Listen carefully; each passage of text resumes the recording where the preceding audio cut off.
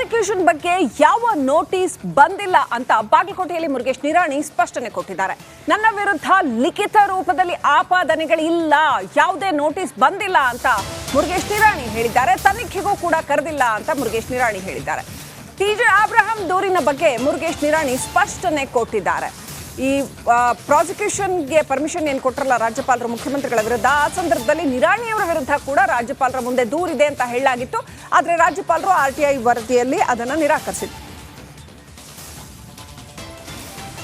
ಪ್ರಾಸಿಕ್ಯೂಷನ್ಗೆ ಏನು ಅನುಮತಿ ನೀಡಿದ ಹಿನ್ನೆಲೆಯಲ್ಲಿ ಇವತ್ತಿನ ದಿವಸ ರಾಜ್ಯಪಾಲರು ಏನು ಈಗಾಗಲೇ 4 ಜನ ಮಾಜಿ ಸಚಿವರಾಗಿರ್ಬೋದು, ಬೇರೆ ಬೇರೆ ನಾಯಕರು ಕೂಡ BJPಯವ್ರದ್ದು ಇದೆ, ಅವರ ಒಂದು ಪ್ರಾಸಿಕ್ಯೂಷನ್ಗೆ ಕೂಡ ಅನುಮತಿ ನೀಡಬೇಕು ಅಂತ ಕಾಂಗ್ರೆಸ್ನವರು ಈಗಾಗಲೇ ಸಾಕಷ್ಟು ಒಂದು ಪ್ರತಿಭಟನೆಯಲ್ಲಿ ತೊಡಗಿದ್ದಾರೆ.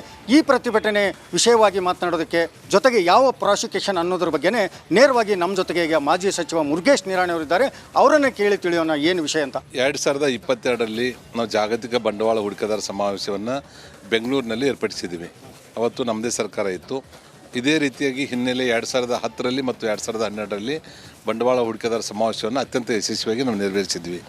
ಈ ಹಿನ್ನೆಲೆಯಲ್ಲಿ ನಮ್ಮ ಅಧಿಕಾರಿಗಳು 5 ನಿಮಿಷದ ಕಿರುಚಿತ್ರಕ್ಕೆ 4,50,00,000 ಒಂದು ಆರ್ಡರ್ ಕೊಡ್ತಾರೆ.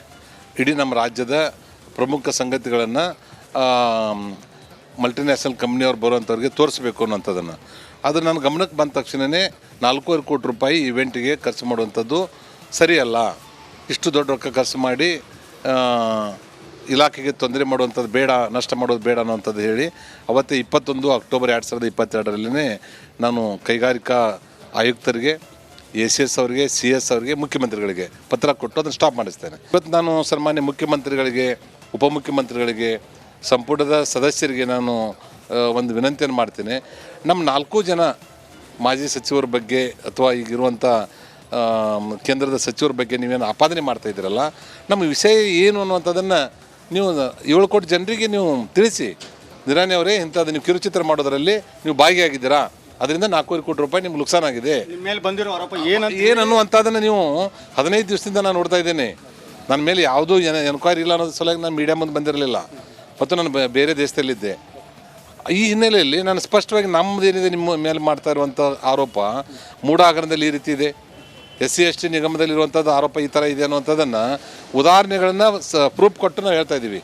ಆದರೆ ಮುರುಗೇಶ್ ನಿರಾಣಿ ಮತ್ತು ಇನ್ನಿತರ 3 ಜನರ ಮೇಲೆ ಏನು ಆಪಾದನೆ ಇದೆ ಅನ್ನುವಂಥದ್ದನ್ನೇ ಇಲ್ಲಿವರೆಗೆ ನಿಮ್ಮ ಸಂಪುಟ ಸದಸ್ಯರಿಗೆ ಒಬ್ಬರು ಹೇಳಿಲ್ಲ, ನೀವು ಹೇಳ್ತಾ ಇಲ್ಲ. ಅಂದರೆ ಏನಿದು ಜಾನಕಿಯೂಡ ಒಂದು ಉಪಯೋಗ ಮಾಡ್ತಾಯಿದ್ದೀರಿ. ಅದರ ಸಲುವಾಗಿ ನಾವು ಯಾವುದೇ ರೀತಿಯಿಂದ ತಪ್ಪಿಸ್ತಿರಲಿಲ್ಲ. ಒಂದು ವೇಳೆ ನೀವು ತನಿಖೆ ಮಾಡಿದರೂ ಸಹಿತ ನಾವು ಎದುರಿಸಲಿಕ್ಕೆ ಸಿದ್ಧರಿದ್ದೇವೆ. ಇದಿಷ್ಟು ಮಾಜಿ ಸಚಿವ ಮುರುಗೇಶ್ ನಿರಾಣಿ ಅವರು ಹೇಳಿದಂಥ ಮಾತೇನಂತಂದರೆ, ಇವತ್ತಿನ ದಿವಸ ನನ್ನ ಮೇಲೆ ಬಂದಂಥ ಆರೋಪವೂ ಕೂಡ ಯಾವುದೂ ಸತ್ಯವಲ್ಲ. ಕ್ಯಾಮ್ರಾಮನ್ ಮಾಧ್ಯ ಜೊತೆ ಸಿದ್ದು ದುತ್ತರಗಾಮಿ, Republic Kannada, Bagalkot. Welcome back. ಮದುವೆ ಆಗ್ತೀನಿ ಅಂತ ನಂಬಿಸಿ 3 ಈ ಯುವತಿ ಪಂಗನಾಮ ಹಾಕಿರ್ತಕ್ಕಂಥ ಒಂದು ಸುದ್ದಿ ಬಂದಿದೆ. ವಿವಾಹ ಆಗೋದಾಗಿ ಆನ್ಲೈನ್ನಲ್ಲಿ ನಂಬಿಸಿ ವಂಚನೆ ಮಾಡ್ತಾ ಇರುವಂಥ ಪ್ರಕರಣ.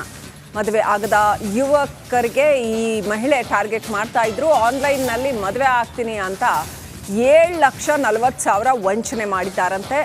ಆಲ್ರೆಡಿ ಮದುವೆಯಾಗಿ 2 ಮಕ್ಕಳಿರುವಂಥ ಕೋಮಲ ಅನ್ನುವಂಥ ಮಹಿಳೆ, ಗೌರಿಬಿದನೂರಿನ ಕೋಮಲ, ಇವರ ವಿರುದ್ಧ ಈಗ ದೂರು ದಾಖಲಾಗಿದೆ. ರಾಘವೇಂದ್ರ ಅನ್ನೋರಿಗೆ ಮೋಸ ಮಾಡಿದ್ದಾರೆ ಅಂತ ಹೇಳಲಾಗಿದೆ. ಅವರು ದೂರು ಕೊಟ್ಟಿದ್ದಾರೆ. ಆ ದೂರನ್ನು ಆಧರಿಸಿ ಪೊಲೀಸರು ಕೋಮಲ ಅವರನ್ನು ಅರೆಸ್ಟ್ ಮಾಡಿದ್ದಾರೆ. ಮಹಿಳೆಯಿಂದ ದುಬಾರಿ ಐಫೋನ್ ಮತ್ತು ನಗದನ್ನು ಜಪ್ತಿ ಮಾಡಿಕೊಳ್ಳಲಾಗಿದೆ.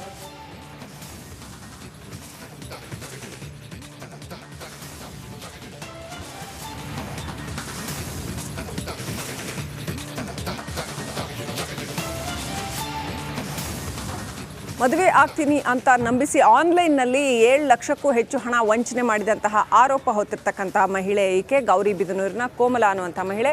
ಈಕೆಯನ್ನು ಸಂತ್ರಸ್ತರು ಕೊಟ್ಟಿರ್ತಕ್ಕಂಥ ದೂರನ್ನು ಆಧರಿಸಿ ಈಗ ಪೊಲೀಸರು ಬಂಧಿಸಿದ್ದಾರೆ.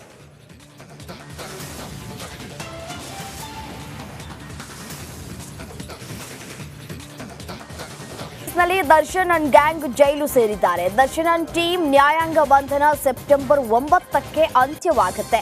ಕೋರ್ಟ್ ನಡೆ ಬಳಿಕ ಡಿ ಗ್ಯಾಂಗ್ ಬೇಲ್ಗೆ ನಿರ್ಧರಿಸಲಿದೆ. ಪೊಲೀಸರು ನಾಳೆ ಅಥವಾ ನಾಡಿದ್ದು ಚಾರ್ಜ್ ಶೀಟ್ ಅನ್ನು ಸಲ್ಲಿಕೆ ಮಾಡಲಿದ್ದಾರೆ.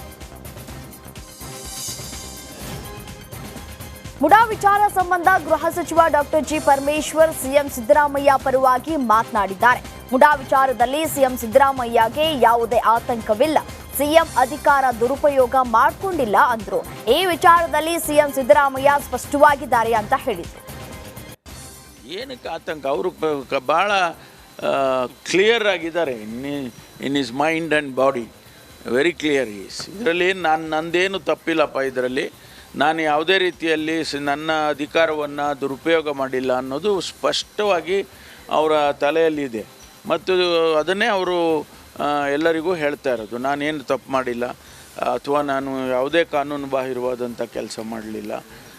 ನನ್ನ ಅಧಿಕಾರವನ್ನು ಕೂಡ ನಾನು ದುರುಪಯೋಗ ಮಾಡಿಕೊಂಡಿಲ್ಲ. ಅಪೋಸಿಷನ್ ಲೀಡರ್ ಆಗಿದ್ದೆ, ಆನಂತರ ಮುಖ್ಯಮಂತ್ರಿ ಆಗಿದ್ದೆ. ಯಾವತ್ತೂ ನಾನು ದುರುಪಯೋಗ ಮಾಡಿಕೊಂಡಿಲ್ಲ ಅನ್ನೋದನ್ನು ಅವರು ಪದೇ ಪದೇ ರೀಟ್ರೇಟ್ ಮಾಡ್ತಾನೇ ಇದ್ದಾರೆ. ರಾಜ್ಯಪಾಲರ ಸ್ಪಷ್ಟನೆಗೆ ಪರಮೇಶ್ವರ್ ಪ್ರತಿಕ್ರಿಯೆ ಕೊಟ್ಟಿದ್ದಾರೆ. ನಮ್ಮ ದೃಷ್ಟಿಕೋನವೇ ಬೇರೆ, ಅವರ ದೃಷ್ಟಿಕೋನವೇ ಬೇರೆ ಅಂತ ಹೇಳಿದ್ರು. ಫೈಲ್ ಹೋದ ಮೇಲೆ ಸ್ಪಷ್ಟೀಕರಣ ಕೇಳಿ ವಾಪಸ್ ಕಳುಹಿಸಿದ್ದಾರೆ. ಫೈಲ್ ವಾಪಸ್ ಕಳಿಸುವವರೆಗೂ ರಾಜ್ಯಪಾಲರ ಬಳಿ ಇತ್ತು. ಆಗ ಆ ಅರ್ಜಿ ಅವರ ಮುಂದೆ ಇದ್ದ ಹಾಗೆಯೇ ಅಲ್ವಾ ಅಂತ ರಾಜ್ಯಪಾಲರ ನಡೆಗೆ ಗೃಹ ಸಚಿವ ಪರಮೇಶ್ವರ್ ಕಿಡಿಕಾರಿದ್ದಾರೆ.